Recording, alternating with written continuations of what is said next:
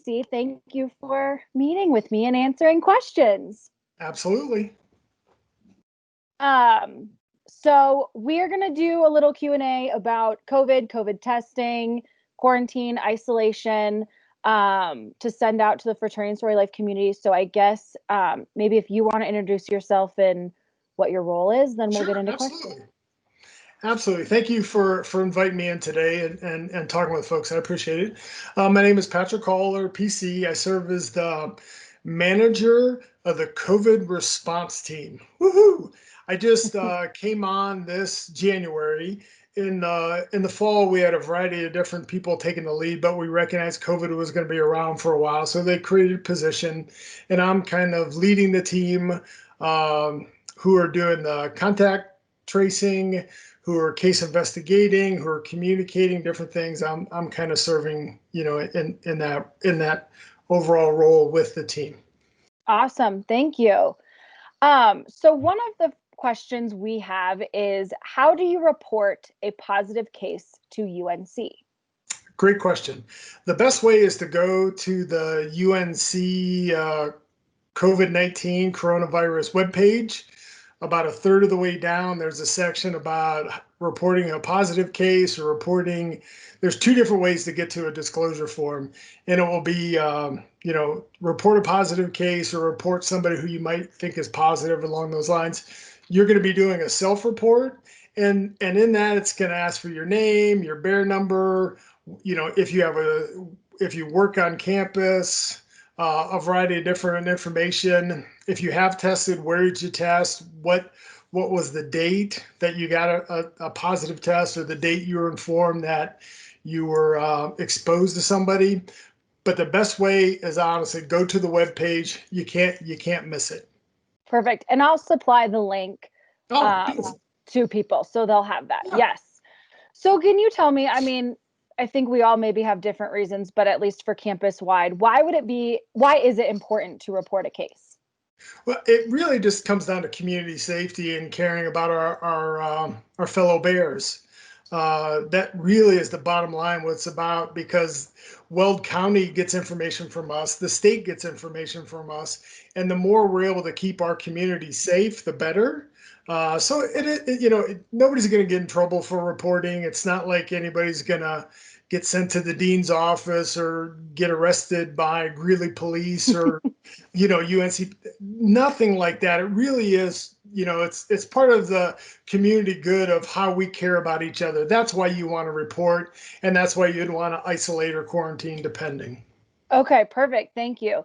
And that's helpful to know that it's encouraging people to report and they won't get in trouble for reporting. Oh, I know there's been some confusion. I even get confused and interchange the words. What is the difference between isolation and quarantine? great question. Thank you. The way that we break it down, as well as the CDC in the state, is you isolate when you have received a positive test. Isolation is 10 days. And I know we might talk a little bit about that, but isolation is 10 days. Quarantine is when you have one of two factors. That's when you've been either exposed to somebody who's positive, and then you quarantine for a certain amount of time. The gold standard is 14 days. That's what the CDC says. And that's if you've been exposed to somebody positive. Okay. If you have symptoms, and there's a variety of symptoms. Probably the ones that everybody hears about is loss of smell, loss of taste, Yes. congestion, trouble breathing, tired, fatigue. There's fever. There's a whole bunch of symptoms, but you have those symptoms. But to your knowledge, you haven't been exposed to anybody positive. We would Gotcha. refer to that as a Q1. That's somebody who has symptoms but no exposure to positive. This is somebody who we would always recommend that they go into quarantine, and that they would go get a test. Okay. If their test comes back negative for folks who haven't been exposed, they're going to be released from quarantine sooner. But if you have been exposed, even if you test um, negatively, there's still an opportunity for it to turn into full blown corona. So that's why we quarantine them a little longer. But again, quarantine is for folks who are exposed, isolation for people who have a positive test. Okay, great to know. And I guess that makes sense. If you haven't been exposed and you have a negative test, maybe your congestion is just a head cold and not Yep, COVID. So, correct. until you know for sure, I get why those protocols would be in place. Absolutely. Awesome. So, I think this one's, a little bit tricky, especially for people who live inside their fraternity or sorority house. But Mhm. what happens if you live in a residence hall or off campus or fraternity and sorority life? What happens with that isolation and quarantine and reporting So, process? yep. Just because it runs the gamut, I think. Yep, it is absolutely different for folks who live in the term that the state uses that we follow, congregate living. Okay. And really, what congregate living is people who share hallways, they share common rooms, they sometimes share bathrooms, sometimes they share kitchens, living rooms, in a particularly the way that the state looks at it in a state sponsored or specific sponsored, so that congregate living would be to nursing homes, would be to residence halls. And these are specifically laid out. They apply to fraternity and sorority living because Yep. of that congregate nature and being affiliated with UNC. So it's very clear that that's very specific to that congregate housing. Okay. Because of that connection and because of the larger group living piece, the state wants us to be a little bit safer and Hmm. wants us to uphold the gold standard, like I mentioned earlier. So particularly for folks who are in quarantine two that have been exposed to somebody, it is going to be a 14-day quarantine for anybody who's exposed to a positive case. Okay. That is the case. Isolation that I was talking about previously, the 10 days, that's the same regardless of where you live. Whether you live on campus, you live off campus, you live anywhere basically in the country, it's a 10-day isolation period. But quarantine does look different than if you live off campus with one or two roommates in a small house. It really is about the numbers and the amount of interaction that could happen in a chapter house or in a Sure. residence hall. That really is kind of what separates the difference between those two. Okay. So, could you mention a little bit for students because we have many students who don't live in a chapter house. So, if Uh-huh. they live in a house maybe with three other people or an apartment with three or four others, I know still reporting a positive case or exposure is important, but can you talk a little bit on how that might look differently with quarantine or Sure. isolation, given that it is a smaller number of people? Mhm. Absolutely. I think one of the key pieces is regardless of whether you're isolating or quarantining, the whole purpose behind that is to stay away from healthy people.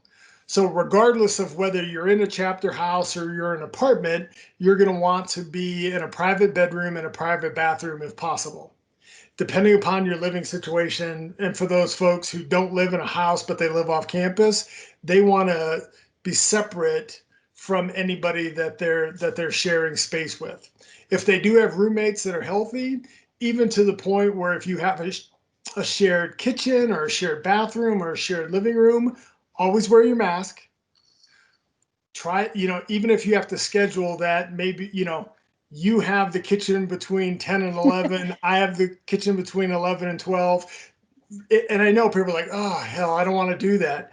Again, it's all about being safe. Yep. And that's the key piece in all this is because if they haven't been infected, we don't want your roommate to be infected. So that's why you want to stay away. And for goodness gracious, don't go to the chapter house because then Right. you're potentially sharing it with other folks. So you want to stay. The difference would, I think, in the timing would be different. Isolation 10 days regardless of where you live. So that is absolutely the same.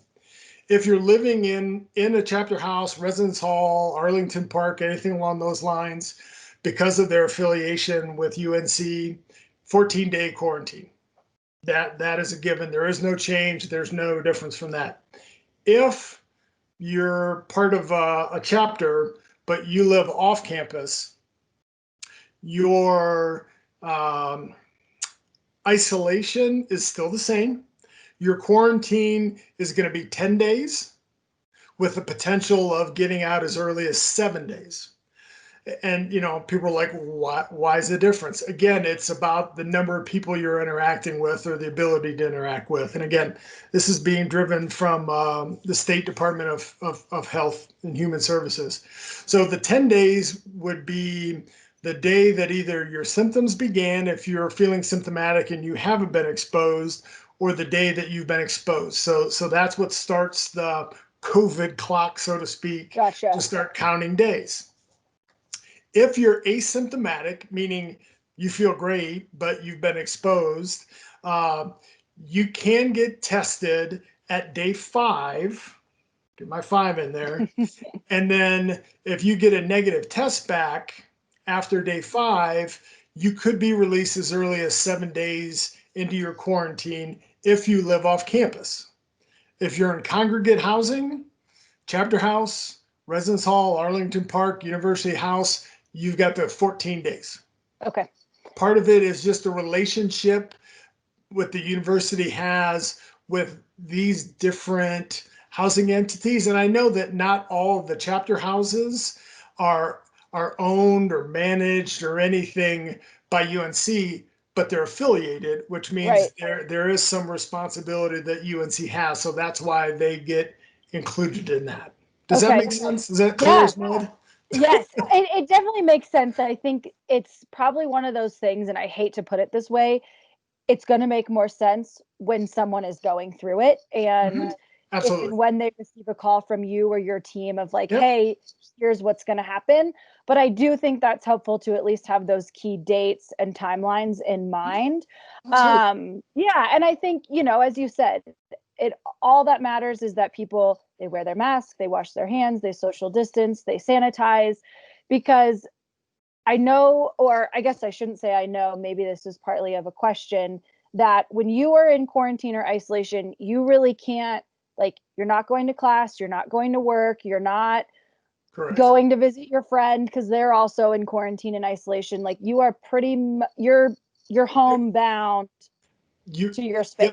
That's a great point. If you are in quarantine or isolation, you should be staying where you are. You should be staying put.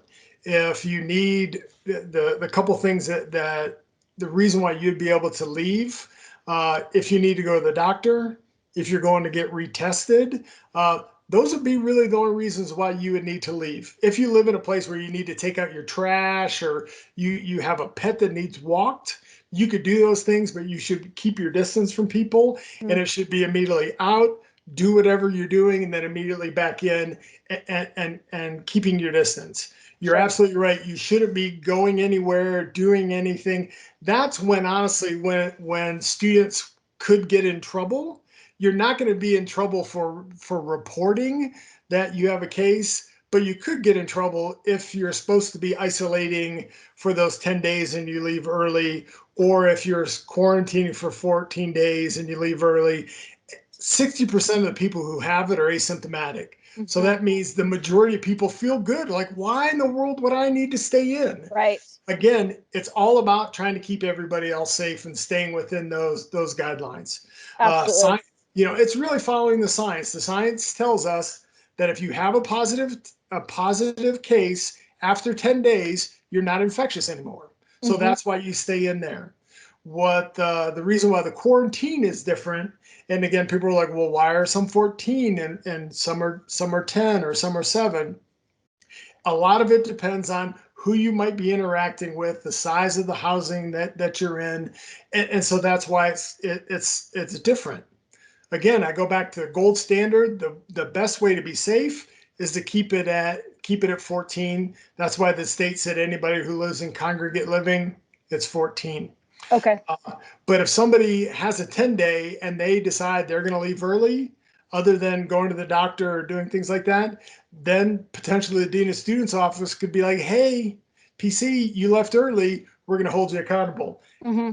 That could be, it could all the way up to, it could be suspension, could be expulsion, it could be lots of things.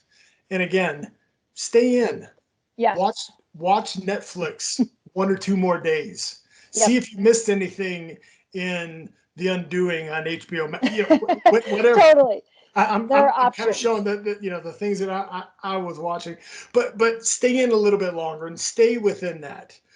Don't go to class. If you do work, talk to your employer. If you work on campus, we'll let them know. If you work off campus, the majority of our students work. Let them know. What we're finding, throughout the fall, employers are understanding. Mm-hmm. Faculty are very understanding. If you tell them that I'm in isolation or quarantine, they're used to working with students, so it's not going to be anything out of the blue for them. So please do that. And the one thing that I would throw out is that when somebody reports, self-reports through that disclosure form we talked about, that, thank you for sharing that link. My team, we work 7 days a week, a variety of different hours, usually from morning to early night every day. We'll get that report, we'll look at it, and we'll determine where the person lives and what they're reporting. Positive cases, we're reaching out to them absolutely as fast as we Mm-hmm. as fast as we can, because the whole idea behind that is that folks are isolating as quick as possible. And for other folks, depending upon where they live, we might be giving them a call, we might be sending them an email. It really just depends on the situation that folks self-report. Sure. So we're going to follow up with them. We're going to begin with that. For folks who are in isolation, we will follow up every other day, because we recognize that you've got a positive test, and we just want to just check on your well-being, and both physically and mentally and all those different things. We want to check in with folks. Quarantine, typically we might follow up once or twice, but a lot of times it will be at the end, and we'll just say, hey, you've reached your time period, you're free to go. We might ask a couple questions and let folks out, but that's how we're going to interact: phone calls and using bear mail. So always, I know that on the university end, we always say use your university email. I know not everybody does that, but that is our official mode of communication. Perfect. So I have a few follow-up questions based on what you said. So really, students, if and when they're in isolation or quarantine, basically they need to wait to hear from someone from the COVID team to say, hey, you're good to go, you're released from quarantine. Absolutely. And then at that time, they can go about their work, their school, whatever. Resume their previous activities. Perfect. So what, if a student is put into isolation or quarantine, they get with their job, they get with their faculty, and they're having issues. Like their job says, okay, well, you don't come, we're going to fire you. Or your professor says, you still need to show up. Is that something that they would be able to get a note or assistance from the university to say, no, this student is not lying, they need to be in isolation or quarantine? We can absolutely verify and help people out that they're not making up, that they're asked to be in isolation or quarantine. With faculty, any on-campus job or faculty that might be giving somebody a hard time, I'll be honest, I haven't heard that yet. Sure, good. So I just want to put that caveat That's out good. there. Our faculty have been really good at supporting, and our on-campus folks. We can definitely intervene and talk to those folks. If you're working at Johnny's Barbecue off campus and they say, hey, I'm going to fire you, we don't have a whole lot of pull to be able to interact and do some things there. We can definitely verify that you're in quarantine or you're in isolation. We can do that for sure. Okay. Perfect. That's great. And my final question is, what about students who live in state? So they can drive to Denver, Colorado Springs, Pueblo, whatever it might be. Are they able to go, if their families allow, are they able to go home? What does that look like? Thank you for that clarification. Absolutely. If folks want to go to their family home and the family is good with it, they can absolutely do their isolation or quarantine there. That's their choice. For folks who live in the residence halls, whether isolation or quarantine, they get moved to a specific, there's some, I think 90 spaces that are set aside. They will get moved there, or they can choose, like you said, to go to their family home if they're from Colorado and they're ready to leave the day that they get that positive case, or they have that exposure to that positive case. So it's a pretty quick turnaround, because the whole idea is we want to get, once we know, we want folks separated from healthy people. Sure. So that's why, I've taught, again, I've done some communicating with contact tracing with students and things along those lines myself, and say, I know it's hard, but if you're driving to the Springs, do you have a car? Can you go there tonight? Mm-hmm. Mm-hmm. Um, So it does have to be, you can't cross state lines. You can't get on a plane. It is only people who, even if their family lives in Wyoming, that's crossing state lines. It is within our square box of Colorado. According to the Colorado Department of Health, they need to stay within the state. And I know that it seems crazy that it's further to get to the Springs than it to get to Cheyenne. Right. However, there's that whole state line piece. Yeah, absolutely. Cool. Great. That's helpful to know. I think really that might be all of my main questions, but is there anything that you would like to add or reiterate, or something that you would just like for students, fraternity and sorority life members to know? Mm-hmm. I think that I would just reiterate what you said is wear your mask, wear your mask, wear your mask. It's not a bad thing. Wash your hands. It's amazing how just that simple thing of just soap and water, sing happy birthday, wash your hands. It's an amazing piece. Keep your distance. I can't, I know I've talked to some fraternity and sorority members doing contact tracing, and people have become infected because Mhm. they've ridden together to go get dinner, or Right. they drove over, to go pick something up in Fort Collins. And I'll say, hey, did you wear your mask in the car? No. Where Yep. again, I get, and just I think over my overall piece to everybody, the safer and the more we can follow things now, the sooner this craziness can be over. Definitely. I really think that I know if people want to get back to normal, they want to be able to hug and to high five and to do all the things that we used to Mm-hmm. do. We just need to continue to lock down a little bit longer. This new variant to the COVID seems to be pretty bad. Yeah. Uh, it's a little bit maybe far more contagious than the other kind. So I think what happened is we let our guard down October, November. We're like, oh yeah, Mm-hmm. things are good, we're good. And all of a sudden, wham, we got hit. Yep. So I think if we continue to lock down a little bit and really focus on taking care of each other, because that's what the mask is about. It's about as much about taking care of yourself it is about taking care of your brother or your sister. Definitely. I know that that's the core of the brotherhood and sisterhood that I know is one of the things that I love about fraternity and sorority life. This is a great way to show it. Yeah. Is to show that care and concern for them to do just the little things. And again, the smaller the gathering, the better. But at the same time, wear your mask, keep your distance. Uh, I Yeah. think that's a way for people to keep safe. Those would be my last 2 cents, so to speak. Yeah. That's perfect. Um, Is there an email address that people could email if they have questions, Sure. or would you be, if there's some sort of contact in case they've got something Yep. specific? Yeah. Honestly, the best way would be to send it to covid.response.unco.edu. Okay. That's an email that will get monitored by my team. Like I said, 7 days a week. So if anybody has any questions, one of us will be in that and we'll be able to respond during the day. If folks want to, specifically say, "Hey, PC, I got this question." I'm looking at that. I probably shouldn't look at it every day, but I do anyways because Yeah. that's just kind of Perfect. how I roll. So No, thank you. Well, I think this has been great. I mean, I certainly learned some stuff, so I'm glad we got to do this. And I'll send links and encourage people to get tested frequently and reach out if they've got, Yep. specific questions that they can't find answered on the website. Sounds good.